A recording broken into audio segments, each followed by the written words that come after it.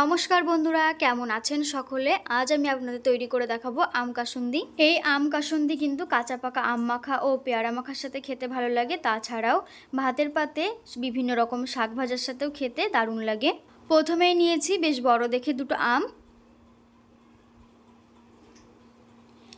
এরই সাথে নিয়েছি সাদা সর্ষে ও কালো সর্ষে। এবার সর্ষেগুলো অল্প অল্প করে নিয়ে বেটে নেব।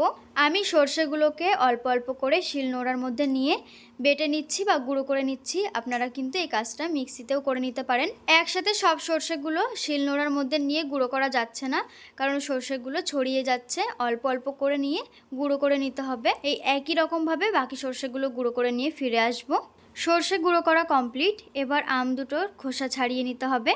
একটা পিলারের সাহায্যে আমের খোসাগুলো খুব ভালোভাবে ছাড়িয়ে নিচ্ছি। এখানে দুটো আম দিয়ে অল্প করে আম কাসুন্দি তৈরি করে দেখাচ্ছি, তবে আপনারা চাইলে একবারে কিন্তু অনেকটা তৈরি করে অনেক দিন পর্যন্ত সংরক্ষণ করে রাখতে পারবেন। আম দুটোর খোসা ছাড়িয়ে খুব ভালোভাবে পরিষ্কার করে ধুয়ে নিয়েছি। এখন একটা গ্রেটারের সাহায্যে খুব ভালোভাবে গ্রেট করে নিতে হবে। আর এখন এই গরমের সময় এইভাবে কিন্তু গ্রেটারের সাহায্যে আম গ্রেট করে নিয়ে মাখা করলেও খেতে দারুণ লাগে। আম গ্রেট করে নিয়েছি। এখন এই গ্রেট করা আমের মধ্যে দিয়ে দিচ্ছি গুঁড়ো করে নেওয়া সাদা কালো সর্ষে, আর 2 থেকে 3টে কাঁচা লঙ্কাকেও শিলনোড়ায় থেতো করে নিয়েছি।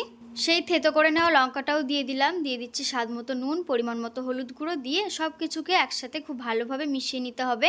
সব কিছুকে একসাথে খুব ভালোভাবে মিশিয়ে নিয়েছি বা মেখে নিয়েছি। এবারে কিছুটা পরিমাণ তেল দিয়ে দিলাম, সর্ষের তেল। কাঁচা সর্ষের তেলে কিন্তু ব্যবহার করতে হবে। এখানে কাঁচা সর্ষের তেলটা দিলে আম কাসুন্দিটা খেতে কিন্তু বেশি ভালো লাগবে, কারণ কাঁচা সর্ষের তেলের যে একটা ঝাঁজ, যেমন কাঁচা তেলের ঝাঁজ তেমনি কিন্তু কাঁচা সর্ষের ঝাঁজ। এই গরম ভাতের সাথে কিন্তু কাসুন্দিটা খেতে ভীষণই ভালো লাগবে। আম কাসুন্দি কিন্তু তৈরি হয়ে গেছে, আর এইভাবে বানিয়ে অনেক দিন পর্যন্ত সংরক্ষণ করে রাখতে পারবেন। আজকের এই আম কাসুন্দি রেসিপি আপনাদের কাছে কেমন লাগলো অবশ্যই জানাবেন। ভালো লাগলে একটা লাইক করবেন। নমস্কার।